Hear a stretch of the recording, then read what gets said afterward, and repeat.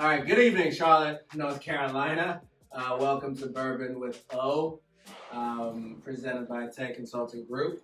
So today, we're talking about girl power, pretty much, aka episode 8. Now today we did well to have 3 women that I respect a lot to come out here: Vanessa, Keisha, and Sam. I'm not going to introduce them for you guys. I'm going to have them go ahead and introduce themselves. So we're going to start from here. Vanessa, tell us about yourself. So I'm originally from Florida. I live in Fort Lauderdale, Florida. I'm married. I married my high school sweetheart. So we've been together since way young. I have 2 kids. My daughter's 5. My son turns 3 next month, which I'm really excited about. I run an office. I have a marketing and sales firm in Fort Lauderdale, and I've been in the industry for 12 years. So that's it for me. Cool. So I'm Keisha.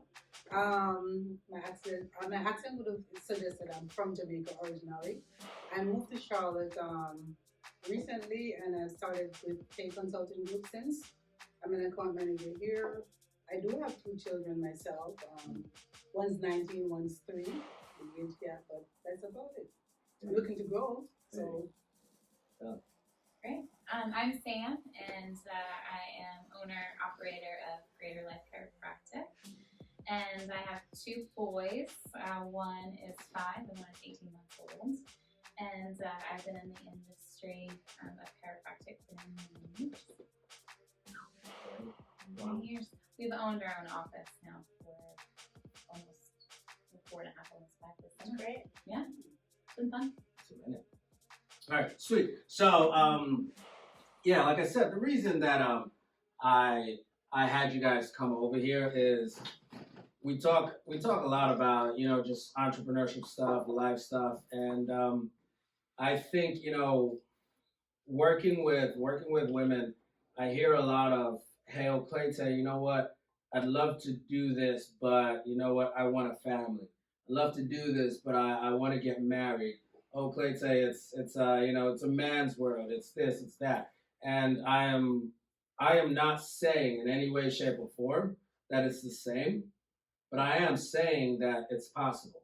And you guys are over here with way more responsibility than most of us, and on a daily basis doing way more than us. Now, the big thing is there's no way for any of us here to accurately understand or describe anything that you guys go through. So I thought it'd be cool if we just open it up and we just talk about it. Just, how do you guys do what you're doing? What are the ups? What are the downs? And we can go from there. That's great. Where do you want to start? It doesn't matter. Well, for me, it is a challenge, but I've learned from pretty early to do work-life balance, and it's sometimes you have to make some sacrifices for what you're looking for or looking to achieve in the long term.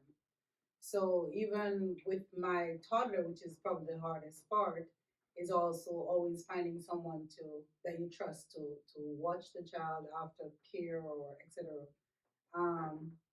It's been working if you need somebody that you trust. That's number one. I know what I'm looking for, and long term, I know for a fact that I want to spend more time with her then. So if I can make the sacrifice now, later on it will benefit me. It's always easier for my son because he's an adult, but other than that, it's working. Do you feel like there's double standards that hold you back in business as a woman?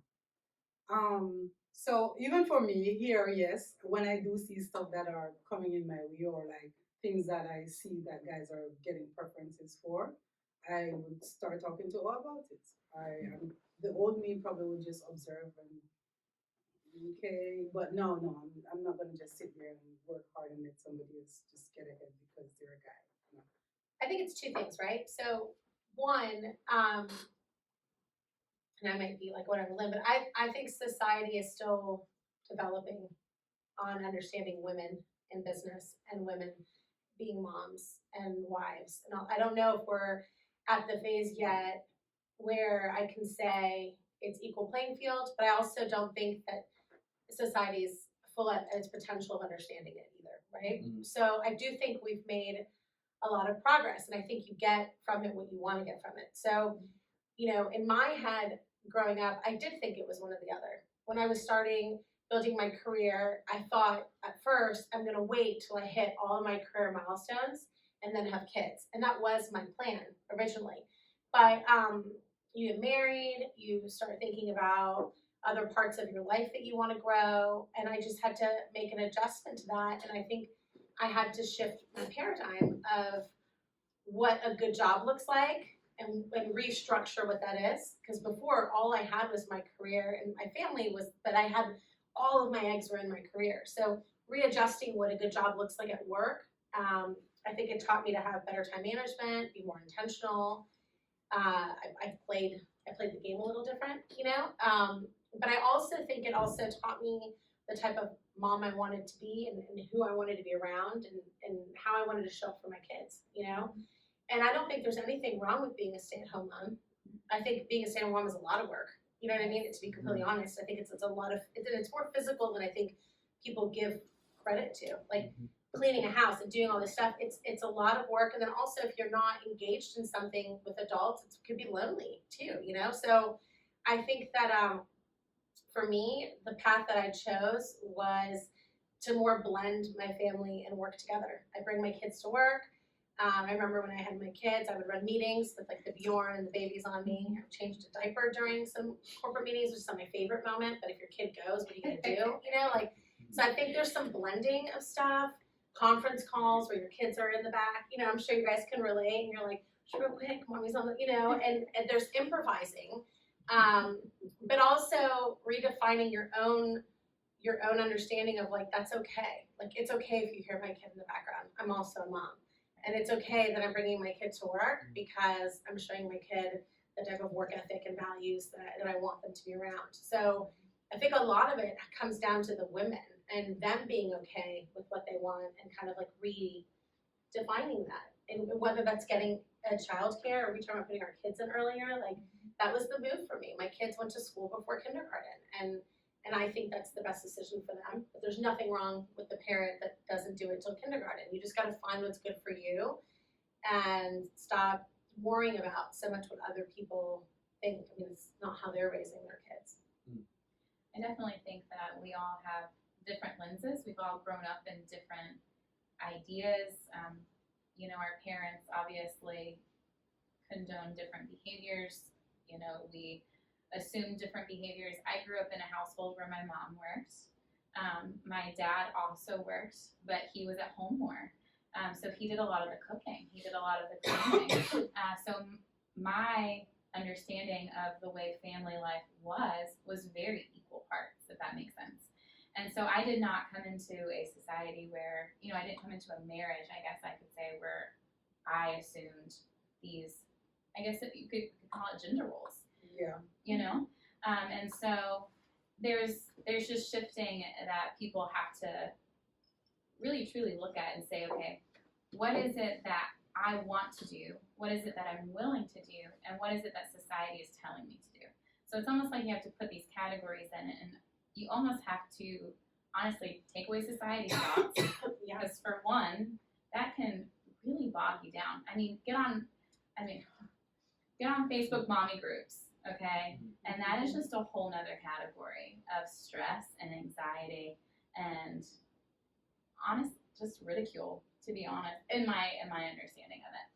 And it's something that I've honestly had to push myself away from because the judgment of other moms can be hard, I will say. And so it's like, okay, you stay at home, that's great. Oh, you work, oh gosh, it's like, oh, you don't spend enough time with your children. Oh, you don't do this. And then on the other side, it's like, well, if I stay at home, so for instance, I stayed at home all last week. My nanny had the flu. I had to stay home. And not to say that I lost my mind, but it's a hard thing to be at home 24/7 all of the time, from going from one place to another. Especially when you're serving somebody else. Like Right. It's not like you're at home by yourself. Like somebody needs you Yes. to function, to eat, to do stuff. Like it's, they say children until they're past the age of 2, like sometimes 1.5, don't even realize that they're a separate being from their mother. Like they don't even understand that yet. So like they understand that they're their own person, but that's when they step into like the terrible twos because they have decisions and things like that. There's so much codependency that sometimes you just need like the bathroom to breathe. You know what I mean? Like it's just, and as silly as that sounds, all those jokes are real. Like it's It is true. Because just like, so for instance, Saturday, I had somewhere to go that involved only adults, and I basically, told Grant, I said, I am going, I am leaving, and I may not come back for a while. And but that's also something that we have to carve in, because it's like, okay, so we have to have this balance, right? We have to have work life, we have to make money, we have to spend enough time with our children, we have to potentially have a spiritual life, we have to then potentially have me time. It's like, when do I sleep at that point? And so it's just all these little categories that you have to say, okay, what is important, what is valuable, and what is actually benefiting me in my life? And that's something that I've had to really, truly understand just within even just this last year. I've grown a lot in that, and saying no to certain things. Because obviously, if you're in, corporate America, the initial thing is, yes, I can do that. Yes, I will do that. That's absolutely true. I will take that trip. I will do this, and saying no to something can be potentially, oh, wait a second. Career halting. Yeah. And so that's something that, I thankfully, owning my own business, I have the ability to go in and out of it. But before that, you had to say yes most of the time in order to stay ahead and stay above and be able to move forward. And I find a lot of women move in that direction where they try to put themselves in the most autonomous career position possible, whether they're running a corporate business or whether they have a strong leadership role. But I find a lot of my friends that do go back into work or are working try to be the owner or to be the boss, so that they can grant themselves the flexibility of showing up as a mom the way they want to, and showing up to work as how they want to, with the least amount of judgment or BS to deal with. Imagine some companies, if she was like, my nanny's got the flu, I had to take the week off. Well, then chalk off your vacation time, or you know what I mean? Like, it's just that somebody's got to stay home with the kids. Like, what do you do? Or can you bring the kids into work? That could also, sometimes people are like, that's not my problem. So I don't think it's a coincidence that we're all sitting in a position where we've given ourselves at least some say in where our time goes. Sure. Well, and two, being, a female business owner, I then have employees that I get to allow certain things. Like, so for instance, we have a chiropractic assistant who had a baby in July of last year, and she brings the baby on Tuesday mornings and on Friday mornings. Cool. We're not open during those times. I don't care. It doesn't bother anything that baby is there. Just as long as, she's answering the phone, she's doing everything that she's supposed to do. But it allows her to, childcare. She doesn't have to pay for that at that point in time, and she's able to spend just a little bit more time with her child. And that's cool. Yeah. Like women helping. My empathy grew more once I became a mom. Oh, 100%. Like, I think I understood it Yeah. conceptually, but then when you have kids, you're like, oh, things just happen sometimes that you can't even forecast. Oh yeah, I used to be a 15-minute early person. Now I'm so thankful if I'm on time. Like, just because it's like, oh gosh, because poop happens, like literally poop happens, and you're just like, okay, here we are. That is so true. I would literally have my mornings planned out. You get up at minutes to 5, you do this, you do that, and you have everything ready. And then as you're going through the door, Mom, one morning you forgot to do this. Yes. And I'm looking at the watch and I'm looking at the drive to work, and I'm like, do I just and I'm like, can you get the nanny to do that? And she's like, no, but I want you to do it. They always want you. So you which have is, to, which like, is so good. okay, am I gonna just do this 5 minutes earlier to ensure that I get there in time? But even when you do that, like I just brought my daughter to school on Friday because my husband was out of town for the week. So, you know, I got to feel like it all by myself, right? 'Cause he's Right. very supportive. Brian cooks, he cleans, he works. I mean, he's just like such a stud in helping and being an active parent. But Kira, I brought her to school and it was like Valentine's Day party, you know, we're paying all this stuff. So like, I'm like, I feel like I'm killing the game. Like Gavin's dressed, Kira's dressed, breakfast down, we're going to school, get there, drop off Gavin, drop her off, and then all of a sudden she starts melting down because she didn't bring something for show and share. And you're supposed to bring something on Fridays. And I'm like, that's okay, we can bring something next week. No, and just like melts down, and the teacher's trying to find stuff, and the back of my head's like, I gotta get to work, I can't be late. But then at the same time, I'm like, she's still a kid working through feelings, and I don't wanna just like dismiss that. Yeah. So like, we're walking out of the school, I bring her out of the classroom with me, and everyone's like, can we help you? I'm like, we just forgot to share, it's fine. Like, you know, you're like walking through, like, it's fine, everything's great. And I'm like opening up the Suburban, and I'm like, I'm sure There's in something the in car where there's toys and all this stuff everywhere that's never clean, like the endless pit of crap in the car. Yeah. I am sure there is something in here for show and share, like something. And we ended up finding like these hearts that I was bringing to my office for like Valentine's Day to like do something. But I ended up giving her that and like a frozen pen and like that second best, but that took 20 minutes. Yeah. That I was not, you cannot forecast for the meltdown, and then like, and it's like, it's just part of the gig, you know. I think when you sign up to be an entrepreneur, part of the gig is the ups and downs. When you sign up to be a parent, part of the gig is the meltdowns and things that happen, or when you have a baby and they puke on you and you gotta change, like some of this stuff is just part of life, and it's not the stuff that's advertised. Right. It's the stuff you kind of figure out as you go. So at what point do you feel you can say, I get it, like I understand as a mom, I get it, but my business doesn't. So if you have somebody in your office, they work for you, and they just like, they can't seem to be there on time, and there's a lot of shit going on, and then they say, honestly, it's because this happens in the morning with my kid. And you're like, but I make it work, I made it work, and that's why I'm where I'm at now. At what point does it become like, I get it, I sympathize, I empathize as a mom, as a woman in business, but my business doesn't get it? I think if you get it, you help people find solutions. Mhm. You know, you don't just say, I get it, you figure it out. I think when I say empathy now, it's like, I get it.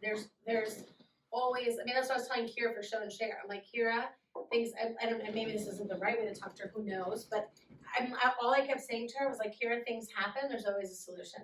We just gotta adjust. There's something in this car. There's something in this car. Like, there's always a solution. So I think and I don't know about what they want to say, but for me, it's not that I get it, I'm gonna help you. Right. I'm gonna help you, like whether you bring your kids in on Tuesdays and Thursdays, or you know, you help them find a solution. But if they really want the result, they're gonna make the adjustments. And that's the difference. Like all of us have had to make professional and personal adjustments to hit both avenues of which we want to be quote unquote successful in. So you also have to find the person that wants to do that. You know, it can't just be like, I get it. It's like, I get it. What are we going to do about it? Because there is always a way. And It then just you- might not be orthodox, right? Go ahead. But you also know too, because if you're a manager / owner, you will know when someone is genuine. And I mean, even for me, I don't mess with work ethics. So it's not like I'm gonna say it's my child and it's not my child. But you'll know when someone is genuine, and then you'll know how to respond. He knows if I tell him something is definitely I need to get something done for my kid, I'm genuinely gonna do that. But there are people who you probably can't trust to say, hey, if they say this is a deal, then You gotta okay, are question. they for real? Yeah. Right. But I usually put it like this, because I always make sure that from the incept of everything I do, I'm always honest, open about stuff. So there's no shadow overclouding my decision that I make. So if I say I have something to do, it's genuinely something that I have to do. So I'm not gonna say, hey, I have something to do and I'm gonna just disappear from work for something other than what I have to do. So you just have to like trust your instincts and trust the person enough to understand that what they're saying is genuine. And then there are going to be cases where you probably don't trust the person or don't, you know, you have a little disbelief, but you, because it's a kid or the family, sometimes you have to just be like a little lenient or understanding, have some empathy, like she would say, and That makes sense. yeah. I mean, so prime example of this. So I have a mom who was consistently 7 minutes late. Okay. Just seven. Oh, But but it was just like there was a consistent pattern, and I was like, hey, let's just talk this through. What happens? What's happening in your morning? And she was just like, it's the bus. And so I said, okay, great. So how about this? I'm going to adjust your schedule, and you're going to come in 15 minutes later, so you're going to be early. And it made her so much less stressed. Awesome. And it was just that 15 minutes, because she always felt, again, she was 7 minutes late. I'm always late. She always had to, text me, give me an excuse, things like that. And I said, how about this? You come in at, 9:45 instead of 9:30. What will happen to your day? And she's never texted me since, because there was no need for an excuse. There was no, because not to say that she wanted to always say it was the bus all the time. It was like the dog, or it was, there was always some other type of something that she needed to say to me. And I'm like, you don't need to say these things to me. I understand it. So just adjusting that. And I was like, can you stay 15 minutes later when another person needs to go home? Absolutely. Great. So it's just like finding those little tweaks just to help someone so that they can actually do their job properly and not feel like they're in trouble, I guess. Yeah, but what a testament to your leadership.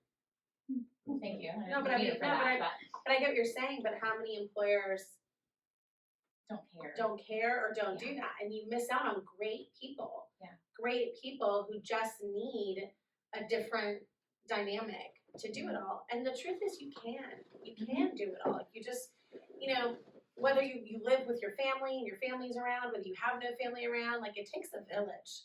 It does. It takes a village. It takes your friends. It takes a village, because you're gonna need people. You know what I mean? And if you want to stack your kids' deck and stack your professional deck, it is teamwork. Like, can you stay 15 minutes later and I'll help you out here? Can you, you have to go do this. I'll take your kids on a play date so that you can do there.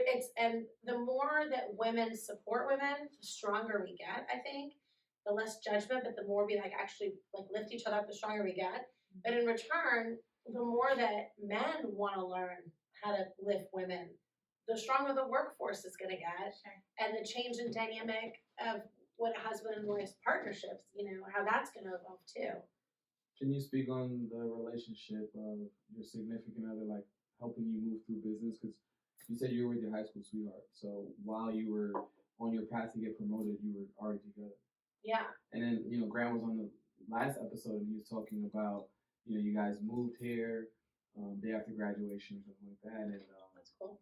Y'all were, pushing each other to get this done. You know what I mean? Mm-hmm. So can you speak on the importance of choosing the right person or being with the right person while you're on your journey? I mean, I don't know if when I started dating Brian, we were kids. So I don't know if he was the right person or not, to be honest. We were just young high school kids. I make jokes about that, but we went to 2 different colleges, and we just, as I make a joke, he's like a fungus, just grew on me, it is what it is. Mm-hmm. But the positive thing is that, he was very clear in the type of father he wanted to be. Mm-hmm. And he knows what type of dad he wants to be. And I think I fell in love with him more once I saw him be a dad, because he's active, he's present. He wasn't too cool to change the diaper. He wasn't too cool to do the feedings at night. He's not too cool to if the kids get sick on a work day that there's no school. Sometimes schools cancel schools on days that we work, and we're like, that's not really convenient. Right. You know what I mean? I'm like, who made this? Who made this call? But we'll tag team it. Half a day here, half a day here. But I'm fortunate, I believe, because I picked a husband that wants to be interactive. Yeah. And is very present and not just with the kids, he helps out around the house, But I think that that's also the dynamic that we set as young kids. We talked about how we wanted to raise children and how we wanted to show up for them. And I mean, my husband loves his job and his career, but I don't think anything makes him more happy than being a dad. Mm. So how did that support my career? Prior to having kids, if Brian could have had kids in our 20s, he probably would have. I just wasn't ready. You know, I had a lot of fear around having kids and being successful. It was something I really was worried about. And I think when I stepped into my 30s, I realized, you know, there's no perfect timing for it. You just kind of have to go for it. But if Brian could have had kids, 25, 26, he'd have been like, rock and roll, let's do this. That's my answer. Kind of motivates you more to, because it's like, people will be like, oh, I'm doing this for my kids. It's not like you're doing it for your kid. You getting up and going to work or even participating in activities, you'll see, okay, am I raising someone to do the same or do something similar to what I'm doing? Or am I just raising someone to be a part of society and not contribute to society? So you're looking into that and you're like, okay, I want my child to replicate something that I'm doing, or at least, you know, go into somebody respectful, do something, be not just a part of society, but contribute something to society. For sure. It's very interesting to me, just like the waves of, I would say, emotion. I mean, if we're girls, we feel A lot. So we'll talk about that for a second, but it's A little bit too. I'm sorry. no, but that's I'm the thing. joking. No, but that's what I'm trying to really Yes. understand. He feels a lot. But see, I feel like that's where you guys are almost judged in a way, is when you start to actually have emotions within the workplace, where it's like with us, it's kind of given, if that makes sense. Like it's understood. It's understood, but for you guys, it's like if y'all have like a moody day, because y'all do, okay. There are definitely times when there's moody days, but I don't feel like it's allowed as much, I think, for you guys. So with that, with Grant and I, we have, it's very interesting because we both obviously work at the exact same place. So we are doing everything together, but there are days when he's on and I'm not, and then there's days that I'm on and he's not. And so just trying to say, okay, I got this today. I have you today, and we're gonna rock this day, and then he'll do the same thing to me. And that's what I love about it. It's more like there are days when I don't have to always be perfect because I know that he's going to run with it, if that makes sense. And I love that. Teamwork. You know, there is a teamwork to it, and it's necessary because, to be honest, I high five single moms all day, every day. I'm like, I'm not worthy.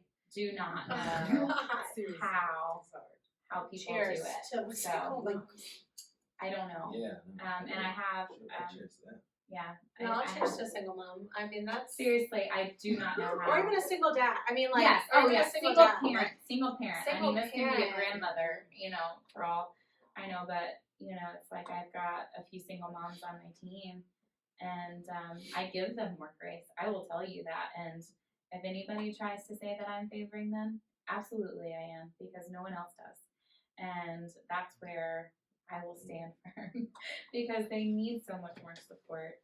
And so we have the luxury of having a support system in our home every day. But for single moms and single dads or single parents, guardians, definitely. it's like, It is. So, It is. like for Hard. parents Mine- who, no, I was just elaborating on what she was saying, because I even for me, I have so much support, like so much help. If it's not dad, it's mommy, because I'm the only child, so she actually acts like my kids are hers. So even if I need she will say, "Do you need a breather?" And then she'll just like take my child. She always does that with my son, but he's grown now, so she can't have the luxury of just babying him all the time. So she's trying it with my daughter. So honestly, even now she's not here because mommy just like pops up and like wants to borrow her for a couple weeks or so, which it makes it a little bit easier for me to get up and just be me. When I want to go to the gym in the mornings, I don't have to like worry about getting out of the house without her following me to the door or coming home or like crying for little stuff that I'm like, okay, you want her around all the time, but she's just like, okay, you need to breathe a little bit because even if you have dad here or a nanny or somebody, it's just like always there. Because I would pull the bathroom door from being in there, and when I come out, my daughter's laying on the floor, peeping under the door. Don't ask me, but they do that. There's just no space. So if you can get help, it's always good to have help. And I think it's good to like put yourself out there. You know what I mean? Like I remember at the school my kids go to, this mom dropped a note in all of the folders, and she put "Mom's Night Out?" ? The place and the date, and call me if you're interested. And I remember at first I was like, I don't know if I want to do mom's. You know what I mean? In my head, my first response was like, I don't want to do that. My friend Lori was like, "Are you gonna go?" And I was like, "Oh, whatever, let's go." I mean, I probably should make friends with some of the kids, like the parents or whatever. But I had my own prejudgments on what it was gonna be like. And I'm a working mom. I'm like, oh my god, my dad. You know what I mean? I was like worried of what it would be like. And funny enough, the 4 or 5 women that went that night, we've all stayed friends since, and our friend group has gotten bigger, and we completely support each other, like professionally, personally. We do lunches sometimes. We brought the kids to go make lunches for a homeless thing at school. We all had brunch afterwards together, and like we've really integrated, but we've utilized each other so much as a support system. And I think, I'm blessed. I have a lot of sisters. My family lives where I live. My husband's awesome. But for someone who doesn't have that dynamic, I think sometimes you gotta put yourself out there. Like there are people that you can create friendships, and you can create like this village type of environment to help you with your kids, like that is, I think you need a support system some way, somehow, if you want a little bit of sanity in the process. My opinion. Some type of sanity. Yeah. So you kind of piggybacking off what you were saying, you know what I mean? Kind of the empathy thing and the emotion thing, between So how do you feel that about? Because I personally think that with a lot of women, right? Because just like you said, right, with a lot of men, it's hard for them to create the balance of, I guess, showing emotion and what's okay and how okay it is to be emotional and things like that. And I personally feel like, especially being a woman that's really good in business, I mean, it is really about creating that balance between like how much emotion you're displaying and the actions that you're also displaying as well. And I mean, I just kind of talking about that because I think that I firmly back up the statement, women are smarter than men. I firmly back up the statement because I feel like I firmly believe that I feel like part of that is I challenge you on that's that. a brownie point. No, Stephanie's not watching this. it's a brownie point.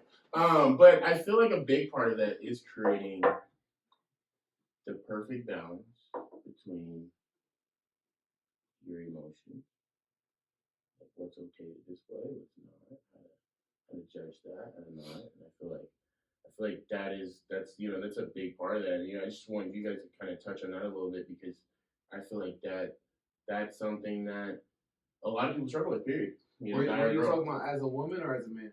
No, I mean as a woman. I mean, just an understanding of that because I think most men, as she was saying, most men don't. You know what I mean? Like it's very true. Do you mean like I can be emotional with Stephanie? I'm not gonna be emotional in the workplace.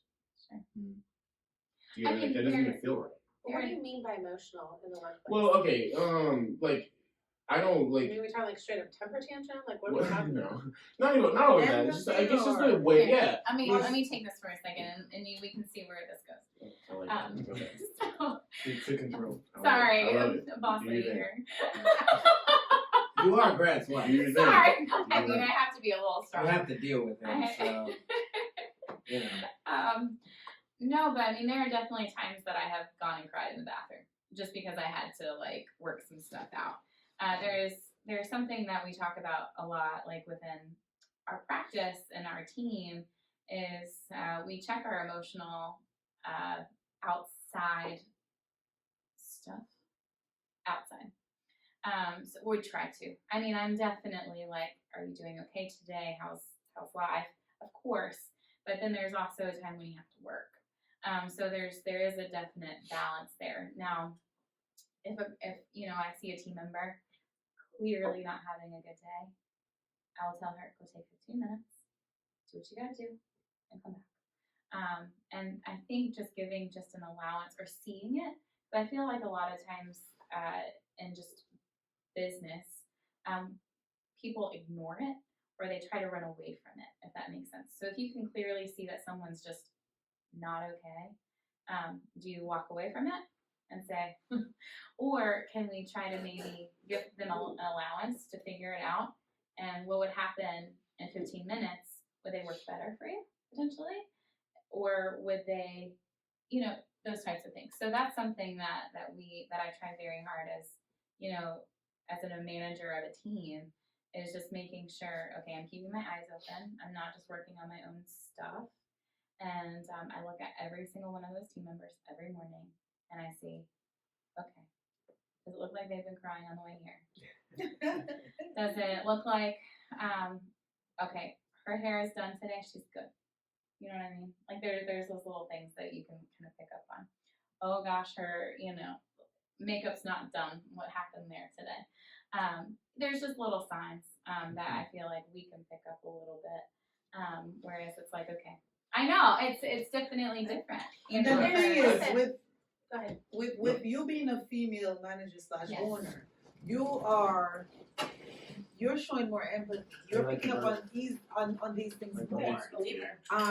Having male owners or managers, it's kind of different. It's very different. And I find that even in the business that we do, we tend to lose a lot of females because of these things. It's like there's no because of all of what we just addressed, like spoke about, with persons not empathizing or persons just probably having a bad She's day 100% and right.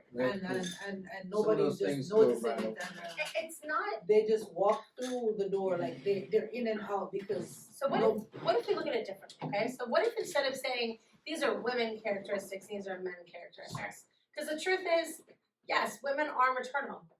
We are. We are. Okay, yeah, but men can also be paternal, Yes. and that we don't talk about. So I'll talk about I mean, so so, Owen like- says to me like he just made a joke earlier. That I'm emotional, and I don't think I am. I think that I do wear my heart on my sleeve, Mhm. and I don't know how to not be passionate with everything that I do. Right. So the word emotional bothers you, Yeah. right? Because the word emotional, at some capacity, has a connotation of weak or out of control. For sure. So it's the meaning behind the word. So like, what if instead, right, when a woman or a man is fired up, we say, "Walk me why you're so passionate about this right now," Mm-hmm. instead of "Why are you so emotional?" Right. Or what if we said things like, or create a culture where, even this is like in our families, in our friends, in our workplaces, or whatever, but we create a culture where we just say like the real thing. Like, look, if you're not okay, take a time out. Like, don't we tell kids that? Go take a time out and breathe it out. I teach my kids all the time. Kiara and Gavin, breathe 3 deep breaths. Mm-hmm. 3 deep breaths. And I tell them all the time, because I think feelings are good. It's healthy. You don't want to repress your feelings. You don't want to bottle stuff up inside. That never ends up good. It always ends up being like some volcanic eruption of like, blah, like, I don't want that. So I'm always like, your feelings are good. It's okay that you're crying. It's okay that you have these thoughts. I can't help you if you can't communicate with me. But you Take you as a 3 deep female- breaths, This right? is how you're talking to your 3-year-old. Yes. Yeah, Yes. well, I said, yeah. I want to help you. I want to help you. I can't understand. Right. So it's okay that you're crying. Take 3 deep breaths. Help me. Point to it. Tell me. Use something. Help me help you. Ooh. And what ends up happening is I don't want to be the parent that's like, don't cry. Stop crying. It's annoying. Right. And sometimes we do that. Like, it's not on purpose, but sometimes we're like, that's enough. But Mm-hmm. overall, I think it also comes in the workplace of the relationship you have with the people that you work with. Do they feel comfortable with you? To be vulnerable, where they're not going to be judged or viewed as weak. Do you know what I mean? Like, it's okay if you're building a team and you wipe out on a team and you're sad about it, or you're frustrated, or you're even angry. Like, that emotion is okay because it is a reflection of hard work that didn't plan out the way you wanted to. Let's work through that. Let's find out why. Let's learn from it and let's move on. Don't repress it. Don't pretend it's not there. Like, make moves. And I think that's for men or women. But men can be better at awareness, in my opinion, based on relationships. If the relationship is more about how are you doing today, talking about you, and you're more plugged into somebody, then you're, man or woman, you're more inclined to know something's wrong. Like, if I called Sam and we're best friends and she's on the phone and she's like, hey, and I just know her well enough, I'm like, what's wrong? Right? That is yes, more instinctually going to happen to women because we're more plugged into how we feel. But it also can be learned through relationships. The better you know somebody, the more you know if something's off. That's how she knows her staff. Like, if I have makeup on or not, it's not a reflection of whether or not I'm good or not, right? But maybe to somebody in her office, it is. But she knows that because she knows them, right? Women pay attention to details. But men can also learn these details through relationships, 100%. And you will with your kids. Yeah, I think that's a big part of my question is like, do you think empathy is a big thing that gives you? Because I feel like it's hard for me. Like, even with me, with my child, like when my daughter's crying, I'm like, why are you crying? Please stop. What do I need? Stop crying, please. You know what I mean? I'm like, do you feel like, I feel like empathy might even give, you know what I mean, give you an upper advantage in a lot of situations, like, because I feel like that's even hard for But you know what they want is a hug. And then a lot of times, anytime anybody's you mean upset. processing those feelings. No, but listen, anytime somebody's upset, adult or not, child or adult, a hug. in the workplace, I find it's kind of different, especially when we have new people. If they don't know you or they don't trust you because they don't know you that well to speak to you about stuff. And then if you're the manager and you're a guy, they're having some personal issues, they're probably not want to speak with you and they're not gonna want to open up to you because they don't know how you're gonna respond. And then I find a lot of times why people don't really want to speak is just how it's dealt with. Do you act like you care? Do you just like shove it aside? Because someone can be genuinely dealing with something at that time and just need somebody to speak with. I like that. I'm gonna be honest. I don't think the empathy thing comes from male or female. I think it comes from perspective and maturity. Yeah. You know, she was saying earlier about the girl who was late, 7 minutes late because of the bus. So I'm from New York. Buses come every 5 minutes. So when I was starting out in business, if someone gave me that excuse, I'd go, "What are you talking about? Fucking catch the next one." And then I moved here. I realized that these buses don't come. Like, you miss one, it's you're screwed. Yeah. Like, you got to catch that one. Because the transit isn't survival. It's not the same thing. So then I'm like, and I moved around a bit. I moved to, I was living in Mexico for a little bit. Living here, and I'm like, oh, it's just New York where it comes every 2-3 minutes, right? So it's just perspective. And then just maturity, being in situations and realizing that everyone doesn't think the same. It's emotional intelligence. Yeah, that and I think Why are you laughing? You can see it's not. It's whatsoever. not a strong suit. Not a strong suit in that corner. So we've been talking about that a lot in y'all's living as far as emotional That's intelligence. But what I'm talking about is more so like just an experience thing and going through things and then saying, oh shit, you know what, I've been there, I feel that. And I think that does build up the emotional intelligence. Well, when you experience something, you have a feeling and a facts and a perception around stuff. You know what I mean? Like, you're always gonna. That's why, like, before I always respected single parents, but now that I'm a mom and I have a kid, I will literally be like this, slow clap. Like, I mean, it's like another level because I'm experiencing being a parent, like the good and the bad. before entrepreneurs, you know, you see entrepreneurs on Facebook and everything looks glam and whatever. And when I was younger, I was like, that looks cool. Now I'm like, because I know what it takes to build a business. Like it is 24/7 on the clock, the good times and the bad times. Like you're signing up for the whole gig. Like you're signing up for your staff showing up late. You're signing up for more clients on a later night that you're signing up for the whole thing. So when you experience things, it does elevate your empathy, but it also sometimes elevates your standard too. So there's like a fine line because you don't want to just base it on how you reacted to it in your thing. You just want to be aware that these things happen. And I think the best leaders in her scenario was like, she took it as a coaching opportunity to help that person, teach that person to make adjustments. You know what I mean? Where I think sometimes we might screw ourselves is we're like, well, this happened to me. I didn't respond that way. Right. Well, that's fine. You didn't. But that doesn't mean this person can't be coached to respond a different way, can't be guided or supported to respond a different way. And I think that's like an opportunity for all of us, men or female. You know, if we want to grow our businesses to the next level, we just got to think of it from like a holistic point of view, not just like how we dealt our cards. You know.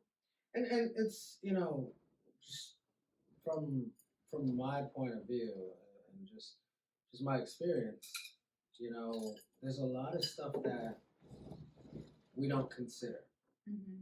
You know, and just, you know, just guys that I know, me, I mean, 3 weeks ago, I went to this birthing class with Megan, you know, and it's, I love that he's going through this process. it's like, That's great. you know, 11 couples, you know, we're all sitting there all watching this video, and you have these pregnant women going to work, and all I could think of, because they were describing what's going on inside the woman, you know, and what she's dealing with and all this stuff.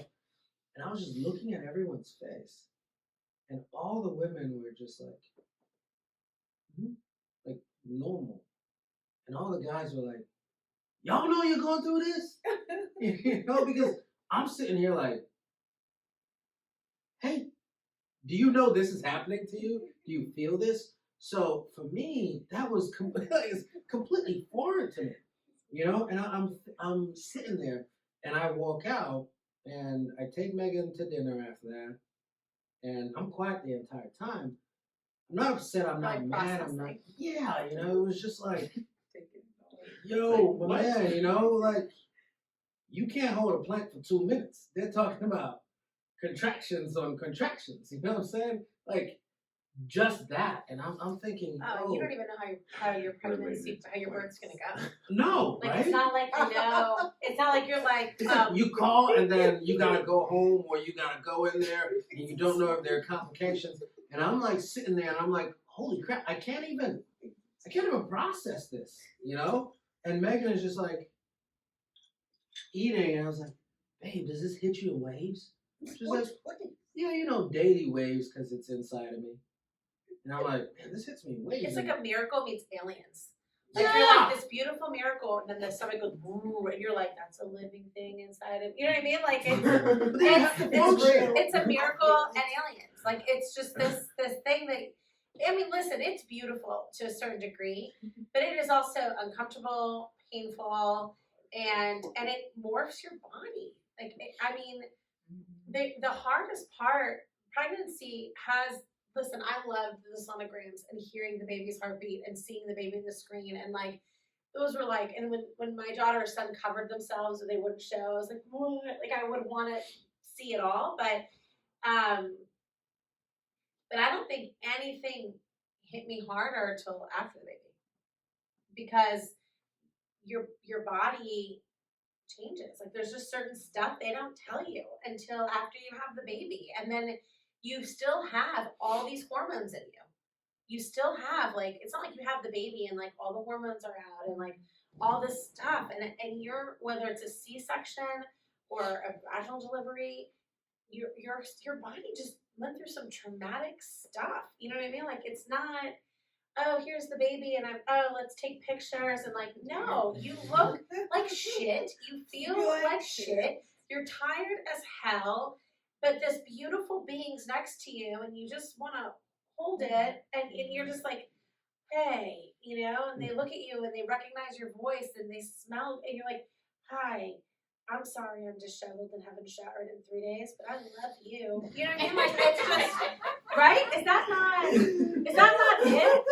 Like I would hold and I'd like drool, like pass out holding the baby, and I'd be like, oh no, I'm not awake, that's not safe. Like there's so many things that happen after the baby that are, and everyone says 9 months. It's bullshit. It's 10 months. Yeah, it And is. when someone said 40 weeks, I was like, Wait a second. I was like, time out, 9 months. No, the earliest you can have it so that it's full term is 9 months. Why are we calling it 9 months? It should be 10 months pregnant. Like, let's just call it what it is. It is true. It is. Like your sister kept saying, I was like, no, it's not. No. Yeah, we had an argument about Yeah, that. dude, I was like, no, it's not. Why do It's we not say 10 9 months. It is. Can't you count? Why do we say And that? then Megan goes through it with me, and I was just like, you know, I said, no, babe, it's 9 months. And her Oh. reaction after that, It's 40. Yeah, I was like, there's no way. I mean, it could be When were we in less. Jamaica? March. Or it could be That's more. fine. It could be I was more. just about to say. How long did you go? March, yeah. 41? Oh, it was 43 and 2 and Oh, 40. No. She didn't get pregnant in 43 Jamaica. weeks? How big were your babies? No. 8, 9, 8, Okay. 7. Still big babies, but Right. wow, 43 weeks pregnant? God bless you. And she's probably gonna go that long, too. Nope. Tell her to walk. Yeah, that's my my daughter. Oh, my I kid's walked mom, and she had to walked get and walked. I induced. just carried My daughter. babies. Oh, I was No, that's no Listen, I got induced. Because they're like, your pelvis is really narrow and it looks like your child's head's really big. And my husband has a huge cranium, so I was like, that makes sense. You know what I mean? Like, well, they call my husband like blockhead, right? So I was like, that makes sense. You know, like the child's got a big head. And yeah. So they were like, listen, that we're gonna induce you, let's figure it out. No. Slap it. I was induced and I was in the hospital trying for 32 hours before I Boy. went into a C-section. Don't Yeah. even go there. It's You do horrible. not That's plan right. for it. So now my second son, I went in knowing I was having a C-section because I was like, Lord knows I'm not doing that again. But you can't even put, I never, even in the birthing classes, they were talking about cesareans. I was like, I'm not gonna do that. I wasn't playing. You don't know what's gonna happen. And I think it just happens. But what's incredible is how much all of this stuff happens. You find a way. Like I think I don't know, right? You just find a way. Like how an 18-month-old is exhausting. Like here you are, still doing this, still working with 2 boys at home. You just find a way. That's impressive. So I have a question. So if you can give advice Yeah. if you can give one piece of advice to any woman that feels like she's on her career path, but she's kind of lost. On her career path? She's on her career path. She's kind of lost. She's trying to go into business. She's trying to do something great. But doesn't really know how to get there because of all of the things that come with being a woman in business. What kind of advice would you give to her? What do you mean all the things that come with it? So, So all the things we've been Like talking, that. like all of the things that come with it that people don't understand, but you guys get. You know, the stuff that people aren't seeing that she's dealing with.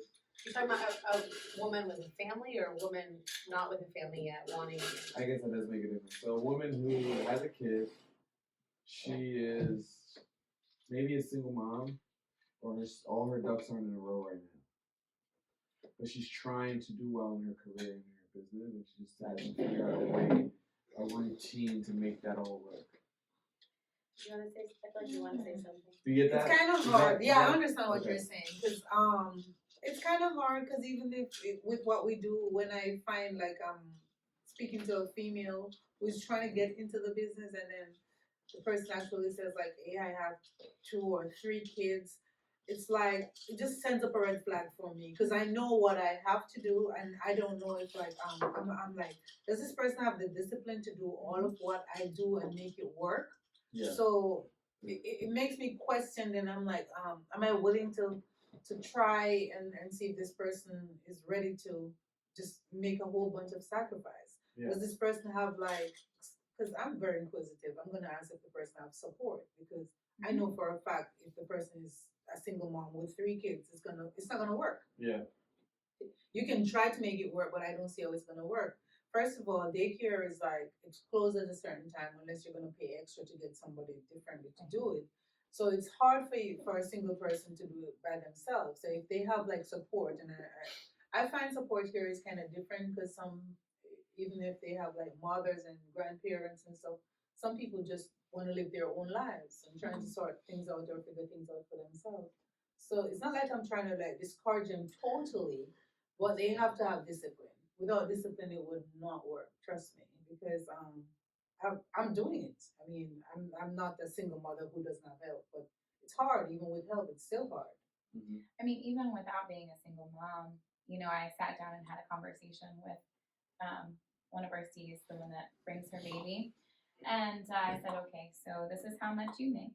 If you were to put this child in child care of some sort, and then, traveling, gas, is it worth you coming in? So I'm like, okay, so let's like really talk this out and figure, because I don't think as a, first time mom, baby in belly, sometimes you don't understand, like I didn't get it until the baby actually came out, to be 100% honest. And so if it's a first time mom in my business, I always talk them through, like, these are the things that, because honestly, we always think, I can do that. It's going to be fine. Life is going to be just as normal after that baby comes. No, it's not true. And so I like to really have some real life conversations. I like to have real life conversations in general, especially about parenthood, because I feel like sometimes pictures can be painted that's just so beautiful, but it's not all the time. There are definitely moments where it is wonderful and very encouraging and life sustaining, but it definitely, I like that. can be that way. Okay, so 3 different conversations for me. Young woman entering her career, worrying about how she's going to have a family and a mom and do her career. You don't have to worry about that right now. Right. That's my first comment. When we get there, we get there. But right now, if you're young and you don't have family and you don't have kids and it's just you in the game, get in the game. As hard as you Get can. in the game as hard as you can and stack your deck so that when you do grow this vertical of your life, you are ready to go. Do you know what I mean? Like you stacked your deck so that you can like go become a chiropractor and get your stuff and get everything in order. Go become a doctor. Go build your business. Like go back to school. Get in the game. Like don't float, attack. And that's what I would say. And when you get there, you're gonna have so many resources, so much more experience, and so much more leverage, right? So don't worry about what it's gonna be like when you get there. Stack your deck so when you do get there, you've got options. That would be my conversation with somebody young and worried about it. Do I pick business or life? You don't have to pick anything right now. What you have to pick is you and stack you. Now, somebody who's married and talking about having family and in their career, in the middle of their career and whatever, I would have a different conversation with them. I would say, start adjusting. Start playing now with things and seeing what works and like mess around with some stuff. Get a dog. Get something. Yeah, like just start. And listen, and I know that sounds funny, but like it's like, look, It is. you gotta start making some adjustments. You know what I mean? Because when my husband and I were dating, we were still our own entities. Like it's not like I consulted him on what I wanted to do. I was like, babe, I'm doing this. Hey, I'm doing this, and it was cool, But when you get married, then people are like, oh, you gotta ask your husband, you gotta ask your wife. No, we're a fucking team. Does that make sense? And I care about the dynamic of this team because supposedly me and this person on my team are gonna do it forever, right? So there's like a different dynamic of making time for that relationship, making time because like business, like a marriage, it's an action. Love is a verb. You gotta put action in it. You gotta create those date nights. You gotta make time for stuff. These things don't just turn on and off. Like you've got to spin the wheel and pump it. You know what I mean? So I think like in that relationship, if a young girl was telling me, a young woman was like, I'm married, I'm thinking about having a family, I would say level up. You can. You totally can.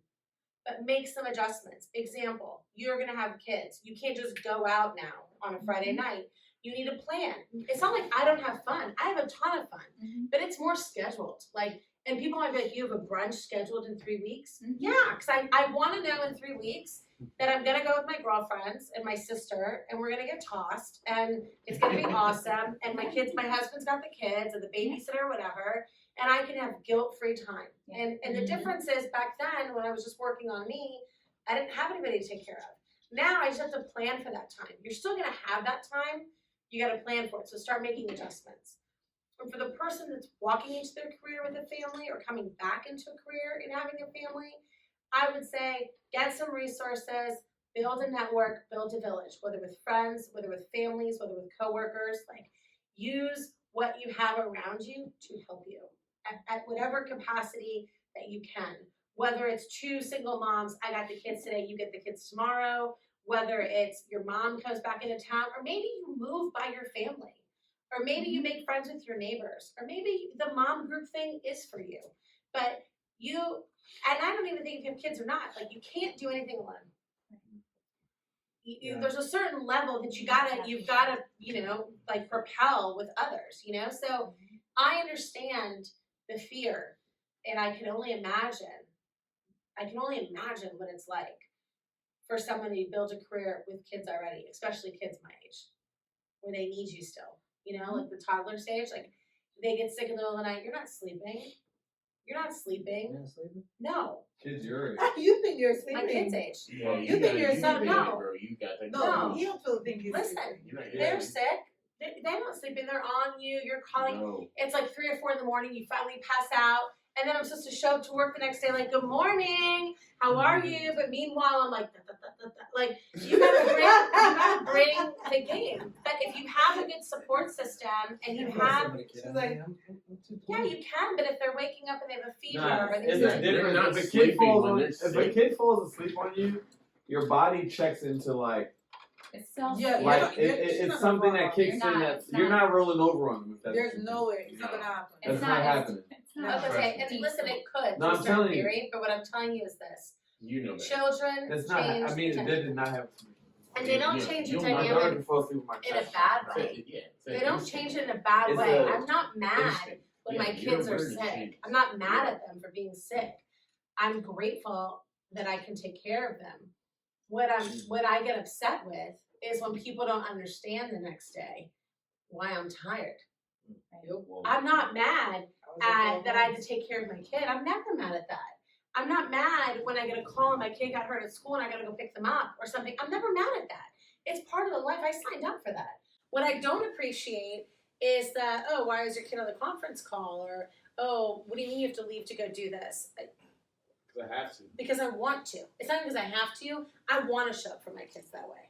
That's the part that I don't even want to hear. Like, I'm not, so, but that's the behind the scenes of being a parent sometimes that I think goes unnoticed. Like, until they get to a certain age, there are some sleepless nights and there are some adjustments. But you can still have fun, you can still have a career, you can still have a life. You just have to make time for it. You have to plan it out a little bit more. And if it means a lot to you, you'll find the time. My husband still surfs, still fishes, still golfs, still does all the things that he wants. But the reality is he has 4 hours every weekend to do Brian. And I might chop mine up into 4 hours spread out during the week or 4 hours whatever. But like, if we don't do us time and get us good, we're going to suck as parents and as a married couple. And I don't want to show my kids that. I like that. So there's a way. Every single phase, you got to worry about what's in front of you. Because once you're at that level, you'll find the solutions. But if you're 25, worried about how you're going to be a mom in business, you got time. Unless you're getting pregnant tomorrow, right? Why are you worried about that? You got plenty of time. Stack your deck. So we're pretty much out of time, but I'm sitting here thinking we have to do this again and again. I don't think we scratched the surface of stuff here, but I just got reminded, before we wrap this up, on episode 1, apparently I said something that, sounded like, my wife Megan doesn't work.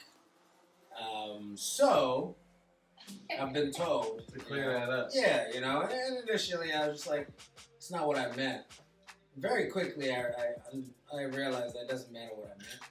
It matters what she took it as. So, for everyone watching and listening, listen. She works, does her own thing. She's an independent lady, which I love because it tells me that she actually wants to be with me and she doesn't need to be with me, and I'm happy with that. So she picked me, and I'm good with that. So, love you, babe.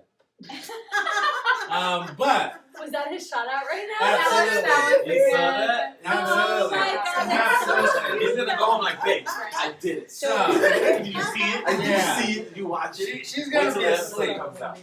She's gonna be asleep, but I had to clarify that I didn't feel good when she said that because I don't want to portray her in that light. But you know, with that being said, hey, thank you for joining us on this one. It was a pretty special one for me because I have no idea about any of this, and I'm very grateful. I had more education here in an hour than I've had in hours, you know, in days. So I appreciate that. And hopefully we can get this together again at some point and just get deeper into it. It'll help out a lot, but you know. I think it's cool you're doing stuff like this. Thank you. I appreciate it. I enjoy it, and I'm learning a lot more than I feel like I'm teaching people. So that works. But with that being said, thank you for joining us. Thank you, Vanessa. Thank you, Keisha. Thank you, Sam. And that's all we got. Thank you. Cheers.